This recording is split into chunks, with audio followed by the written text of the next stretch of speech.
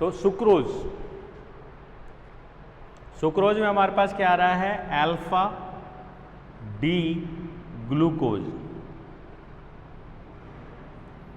का glycosidic linkage हो रहा है किससे, beta D fructose.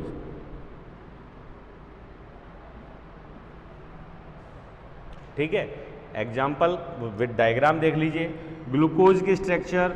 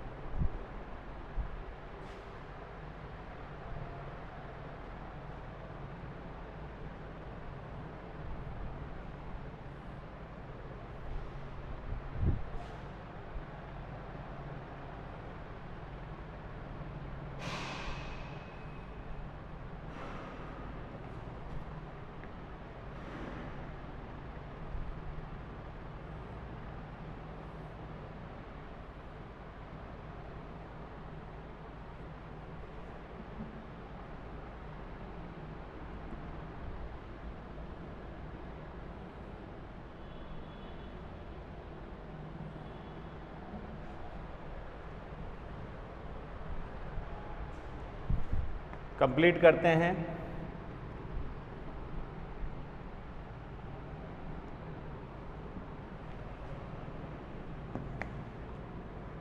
Oxygen carbon number first, carbon number second, carbon number third, carbon number fourth, carbon number fifth, carbon number sixth. ठीक है, complete valency करें glucose की, तो ग्लूकोज की वैलेंसी के अकॉर्डिंग यहां पे हमको मिल गया,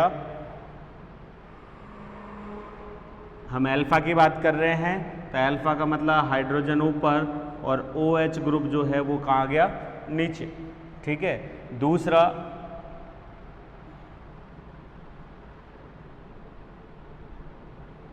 तीसरा चौथा पांचवा छठा। ठीक है,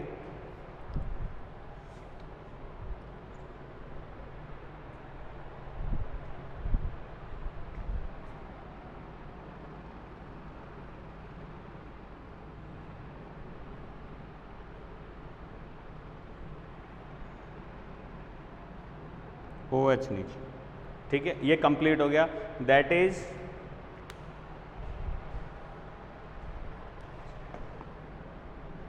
alpha D glucose, alpha D glucose.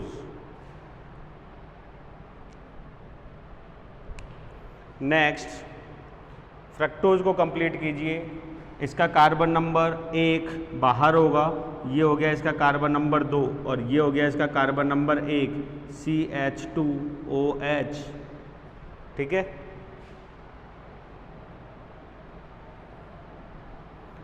Carbon number 3, carbon number 4, carbon number 5 और carbon number 6, valency OH 3 number 4 number. ठीक है, कंप्लीट करें वैलेंसीज, तो वैलेंसीज के अकॉर्डिंग ये यहां हो गया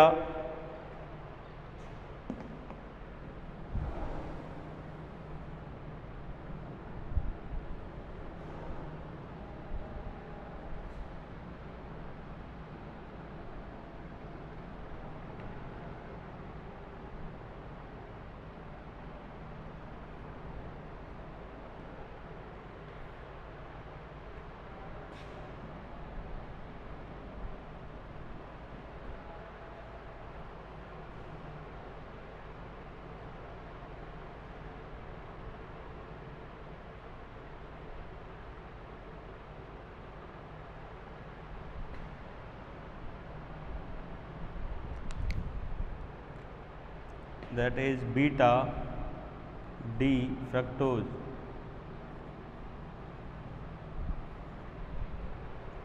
ठीक है, ये दोनों के दोनों कंपोनेंट्स हैं। अब इनके बीच में अगर ग्लाइकोसाइडिक लिंकेज हम यहाँ पे कर रहे हैं तो ग्लाइकोसाइडिक लिंकेज में हमारे पास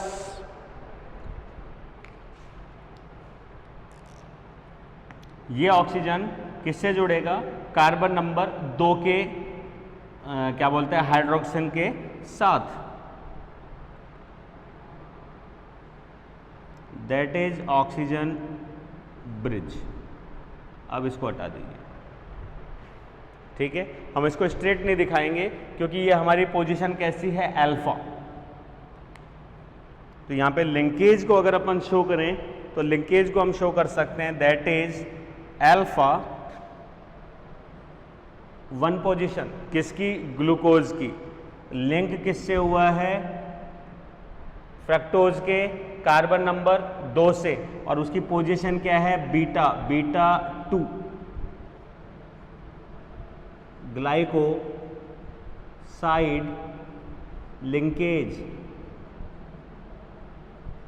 ये हमको नाम देना होगा। तो हमारे पास यहाँ पे कौन सा लिंकेज हो गया, अल्फा 1 एंड बीटा 2 लिंकेज जो है वो हमको यहाँ देखने को मिल रहा है।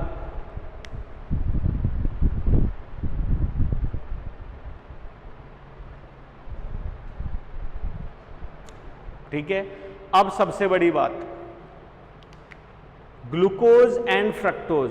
ग्लूकोज के कार्बन नंबर 1 पे यहाँ पे एल्डिहाइड ग्रुप था, फ्रक्टोज के कार्बन नंबर 2 पे यहाँ पे कीटो ग्रुप था, और यहाँ पे जो कॉम्बिनेशन हुआ है वो एल्डो और कीटो दोनों ग्रुप्स के बीच हुआ है, ग्लूकोज के कार्बन नंबर 1 और फ्रक्टोज के कार्बन नंबर 2।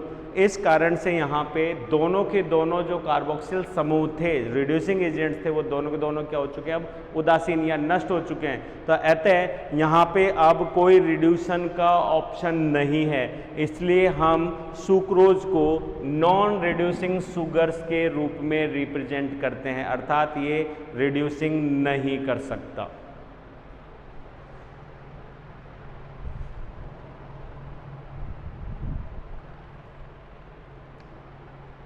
और ये मैंने पहले ही कह दिया था, डाइसैकेराइड सभी के लिए लिख देता हूं, ये होते हैं एक तरीके से रंगहीन। स्वाद के लिए मैं कहूं तो ज़्यादातर तो नहीं, लेकिन कुछ एग्जाम्पल्स जैसे कि हम सुक्रोज का दे सकते हैं, माल्टोज का दे सकते हैं, ये मीठी शर्कराओं के रूप में होते हैं। ठीक है, मीठी क्रिस्टलीय अर्थात क्रिस्टेलाइन प्रकार की होती हैं।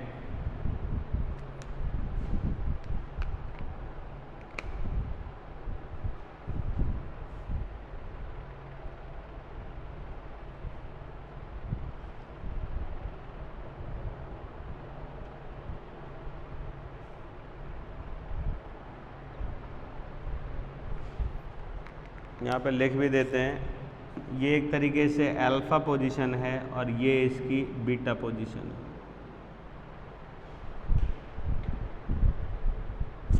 ठीक है, ये कंप्लीट। दूसरा एग्जाम्पल हमने यहाँ पे लिया था, इसी में लिख देते हैं, एग्जाम्पल नंबर 2 रिड्यूसिंग एजेंट्स में से हमने लिया और वो हमारे पास आ गया माल्टोज।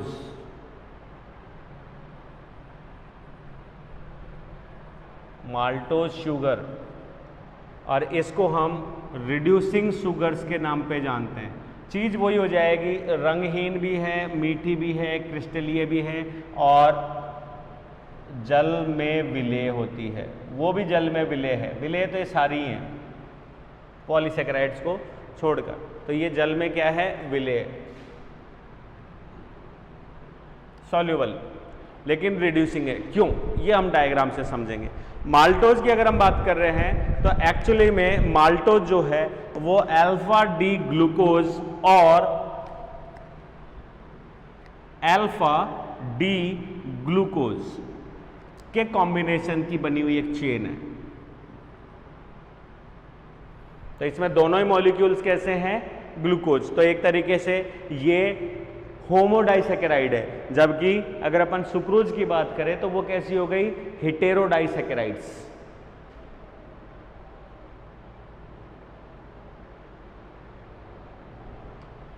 क्लियर है? ये हो गया। अब इसके एग्जाम्पल को आगे बढ़ाएं तो ये अल्फा डी ग्लूकोज है, यूं को यूं रहने देते हैं, कोई दिक्कत नहीं है, ठीक है। हम यहाँ पे फ्रक्टोज की स्ट्रक्चर को चेंज करेंगे।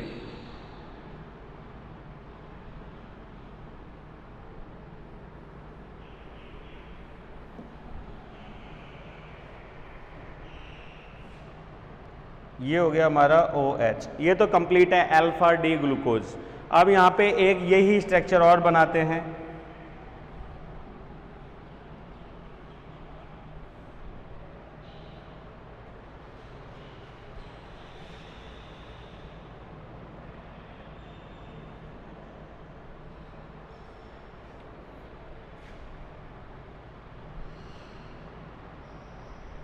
और यहाँ अगर अपन इनकी बॉन्डिंग की बात करें तो हमको इनका बॉन्डिंग क्या मिल रहा है, अल्फा 1 4 बताता हूँ कैसे। 4 का मतलब हो गया अगर ये एक है तो इसके सामने जो आएगा वो कौन सा हो गया, 4। ये हो गया कार्बन नंबर 5 और ये हो गया कार्बन नंबर 6। ये हो गया ऑक्सीजन कार्बन नंबर 1 और ये हो गया कार्बन नंबर 2 और ये हो गया कार्बन नंबर 3। सेम स्ट्रक्चर को ड्रॉ करें तो ये H और OH को जब नीचे लेंगे तो दैट इज अल्फा पोजीशन, ठीक है। दूसरा, तीसरा, चौथा, पांचवा, छठा, कंप्लीट। तो ये भी कैसा है, अल्फा डी ग्लूकोज।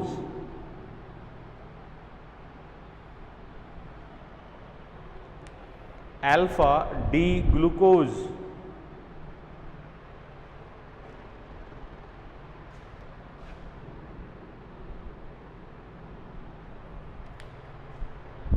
अब अगर अपन यहाँ पे बॉन्डिंग दिखाएं, लिंकेज, तो यहाँ पे पोजीशन है अल्फा और इसकी पोजीशन भी है अल्फा, लेकिन इसका कार्बन नंबर 1 और इसका कार्बन नंबर है 4 और इनके बीच में एक ग्लाइकोसाइडिक बॉन्ड और एक हाइड्रोजन मॉलिक्यूल जो है वो सॉरी वाटर मॉलिक्यूल जो है वो क्या हो जाएगा, लैप्स हो जाएगा और ये बन गया इनके बीच में एक ऑक्सीजन सेतु। और एक क्या निकल गया यहाँ पे, प्लस H2O। तो यहाँ पे जो लिंकेज हुआ उसको क्या बोलेंगे आप, ये हो गया, इसी से लिख देते हैं, रेड से लिख देते हैं, that is alpha 1 linkage with alpha 4। Same है, तो अल्फा 1 अल्फा 4 के बीच में ग्लाइकोसाइडिक लिंकेज, क्योंकि ये पोजीशन कैसी है, अल्फा, वो पोजीशन भी कैसी है, अल्फा, और इसके दोनों के मॉलिक्यूल्स भी कैसे हैं, समान, डी ग्लूकोज। ये एग्जाम्पल हो गया किसका, माल्टोज का।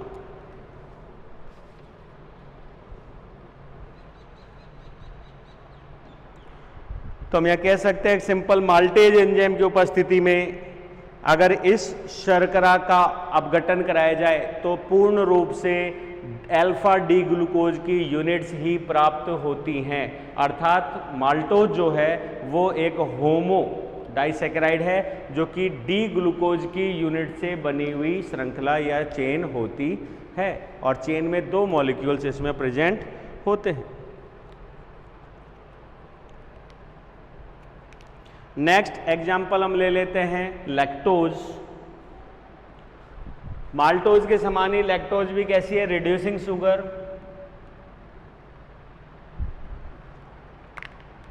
ये हो गया पॉइंट 3 लैक्टोज, ठीक है, और रिड्यूसिंग शुगर ही होती है ये भी। लैक्टोज का एग्जाम्पल हम लें तो लैक्टोज में हम यहाँ ऐड कर सकते हैं वही ग्लूकोज, लेकिन किसके साथ में, ग्लैक्टोज के साथ में।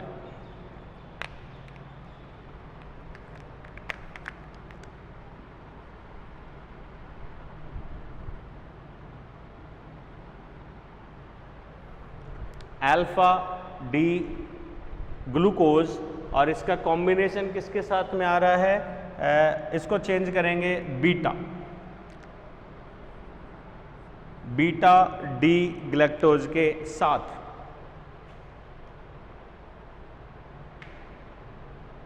यस,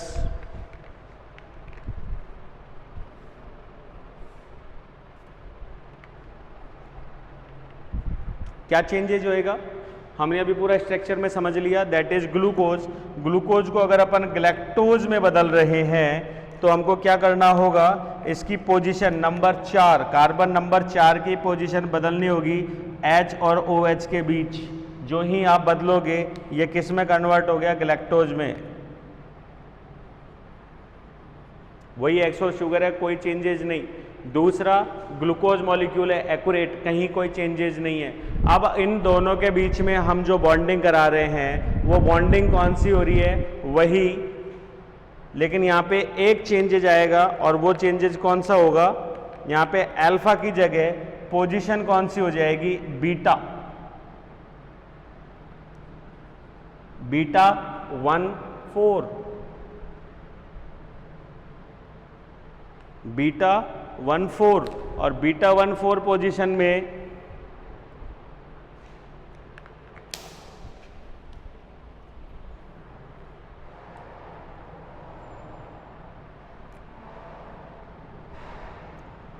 ये मिटाना ही पड़ेगा ताकि आपको कंफ्यूजन नहीं हो। पहले मेरे को बीटा पोजीशन बनाने दीजिए, दैट इज OH, H, इस पोजीशन को हम बोलते हैं बीटा और ये पोजीशन हो गई कौन सी, अल्फा। यहाँ से फर्क नहीं पड़ेगा, फर्क कहाँ से पड़ेगा, यहाँ से पड़ेगा। तो ये पोजीशन है अल्फा, तो हमारे पास में अल्फा डी ग्लूकोज लेकिन बीटा डी ग्लैक्टोज, तो दैट पोजीशन इज बीटा। तो ऐसे में जब हम इनके ऊपर क्रॉस करा रहे हैं तो हम इसको दो तरीके से डायग्राम बना सकते हैं बीटा का। एक आप बना सकते हैं यूं, दैट इज ऑक्सीजन, ये ठीक है एक पोजीशन। दूसरा हम इसको डायरेक्ट भी दिखा सकते हैं, ये नीचे तक आया है, ये ऊपर तक जा रहा है, दैट इज ऑक्सीजन।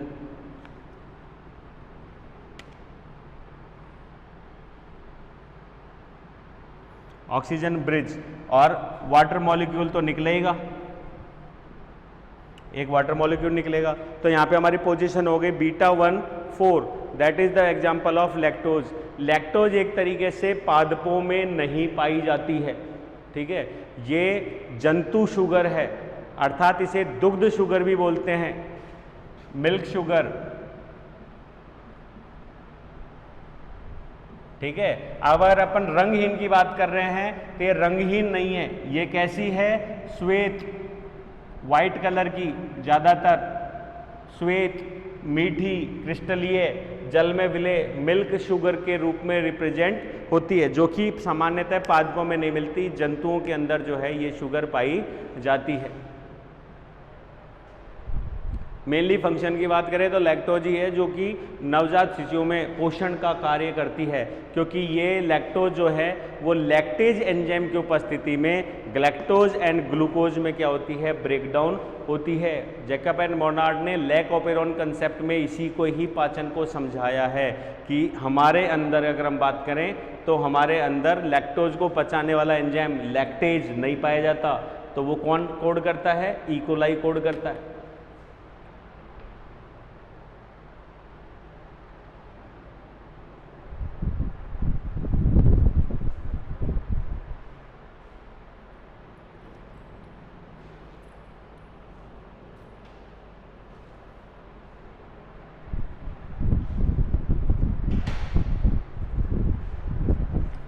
इसके बाद हम बात करेंगे सेलोबायोज।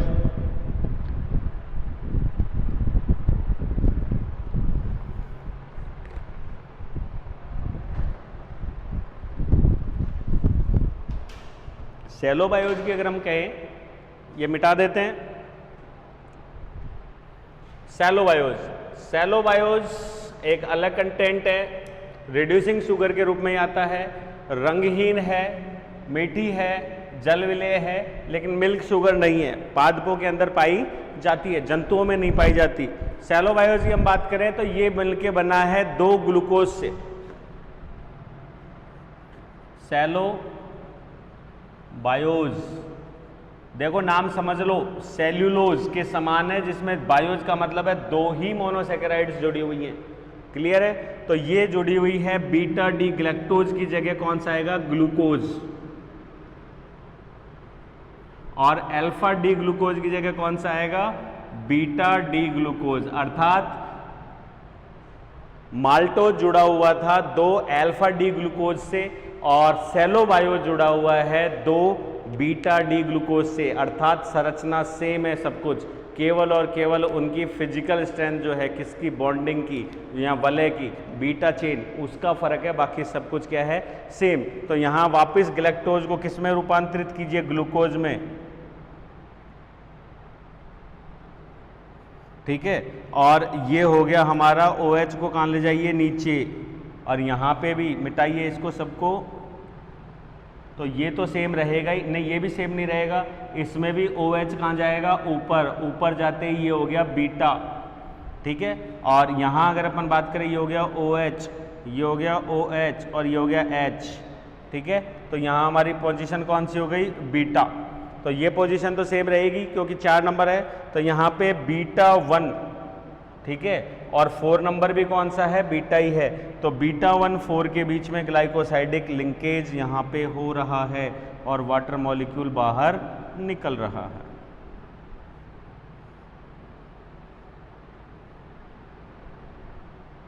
ठीक है, ये बॉन्डिंग जो है वो हमको यहाँ पे दिखाई देगी, किसमें? सेलो बायोज में। तो ये हमने 4 एग्जांपल्स पढ़ लिए डाइसैकेराइड्स के। इजी गोइंग है, कोई बहुत बड़ी समस्या इनमें नहीं है।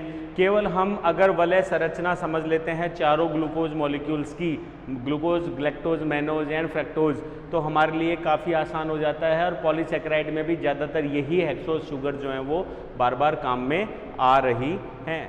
अब इसी में एक एग्जाम्पल हम ले लेते हैं डाइसैकेराइड्स के बाद में, ट्राइसैकेराइड्स।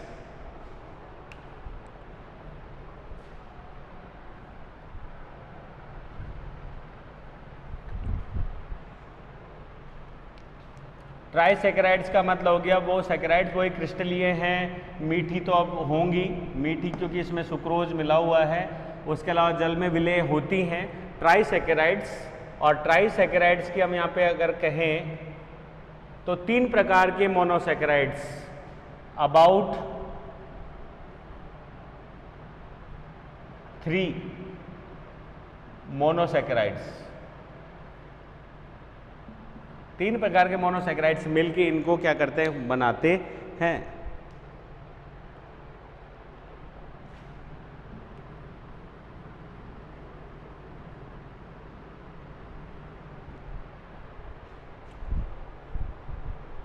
इसका एग्जाम्पल हम ले रहे हैं यहाँ पे raffinose.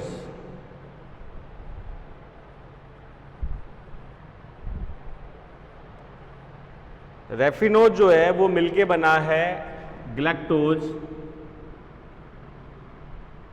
Plus glucose plus fructose. Galactose कौन सा आ रहा है इसमें? Alpha D galactose. ग्लूकोज कौन सा आ रहा है? Alpha D glucose. फ्रक्टोज कौन सा आ रहा है इसमें? Beta D fructose.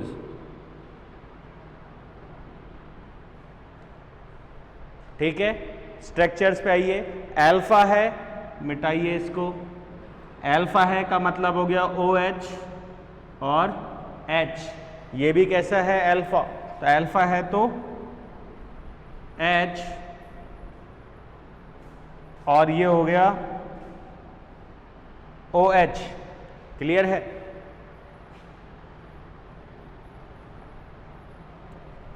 H और OH, यहां पे ये हो गया OH। सेम है, ग्लूकोज ग्लूकोज। अच्छा, एक गड़बड़ हो गई, पिछले वाले में हमने यहाँ पे बीटा नहीं लिखा।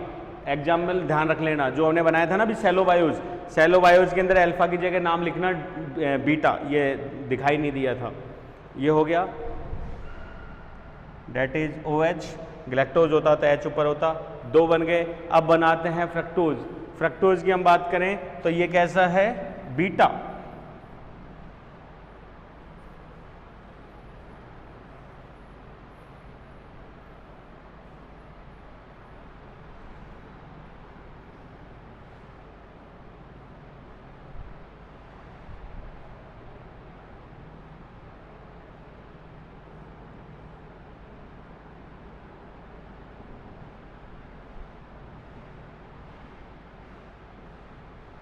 कार्बन नंबर है ये 6, 5, 4, 3, 2 और 1।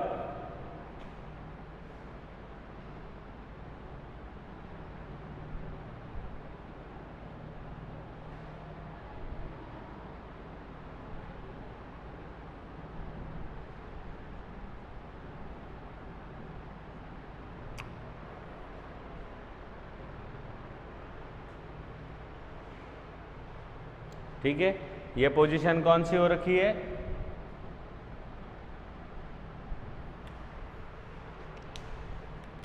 बीटा डी ग्लूकोज, वो सॉरी फ्रक्टोज,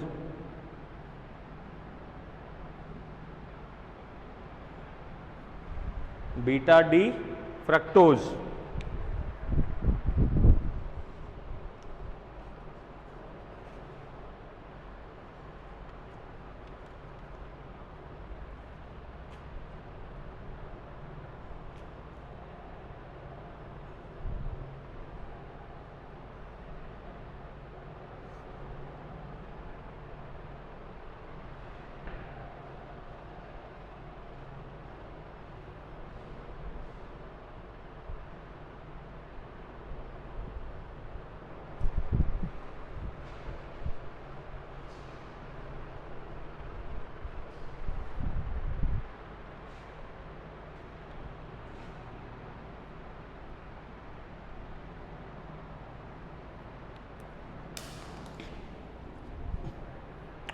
बॉन्डिंग करते हैं इनकी।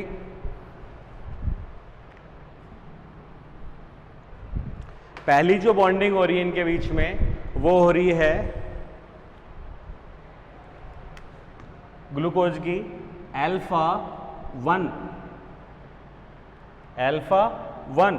लेकिन यहां अगर अपन ग्लूकोज से इसको जोड़ते हैं तो ये होती है α4 की जगह कौन सी होती है? α6 लिंकेज।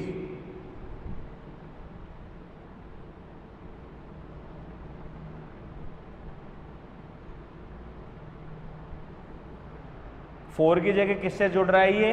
6 से।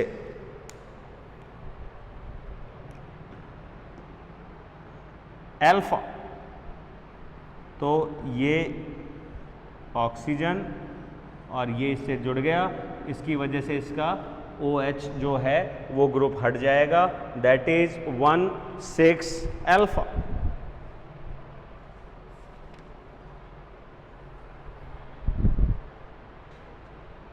ठीक है, दूसरी ओर चलिए, दूसरी ओर किस किस के बीच में बनेगा? ग्लूकोज का कार्बन नंबर 1 अर्थात α1 का ग्रुप किससे बनेगा? बीटा 2 से, क्योंकि कार्बन नंबर क्या है? 2। तो कार्बन नंबर 2 और 1 के बीच में जो बॉन्डिंग हो रही है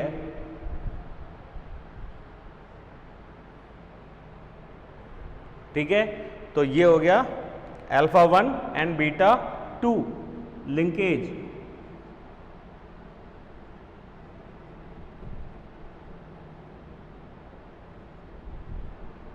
तो ये जो ग्लाइकोसाइडिक बॉन्डिंग का क्वेश्चन कई बार आता है, तो ये हमारे लिए बेस्ट एग्जांपल्स हैं बॉन्डिंग्स को दिखाने के।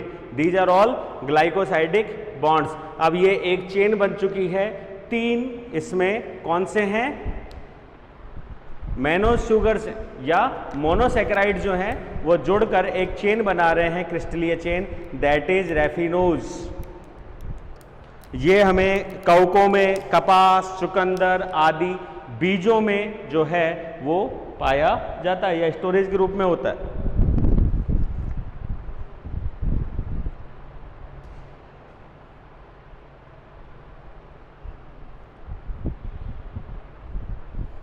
नेक्स्ट,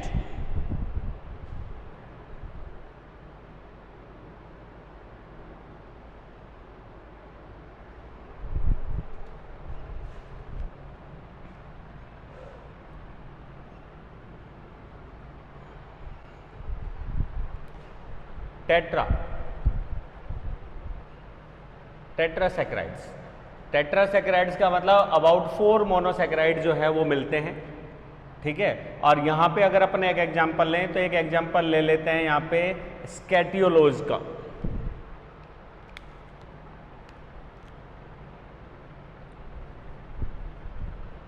स्टेकियो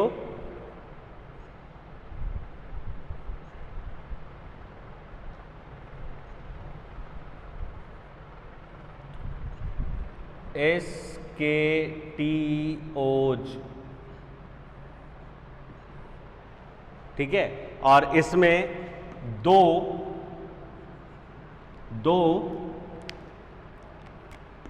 अल्फा डी ग्लैक्टोज, ठीक है,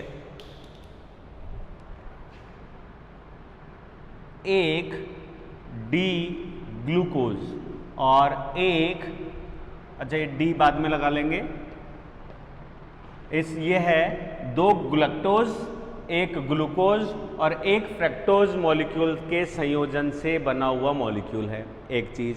दूसरा, इसमें अल्फा डी ग्लूकोज, ग्लूकोज की जगह क्या ला लेंगे हम यहाँ पे, ग्लैक्टोज। ये फिर भूल गए अपन, दैट इसका नाम नहीं बदला था कि अपन ने, ये ग्लूकोज नहीं ग्लैक्टोज था। अभी जो हमने पढ़ा था क्या बोलते हैं रेफिनोज, ये ग्लैक्टोज था। दो चीजें भूल गए, ग्लैक्टोज का मतलब OH और H, ग्लैक्टोज था, दैट इज ग्लैक्टोज।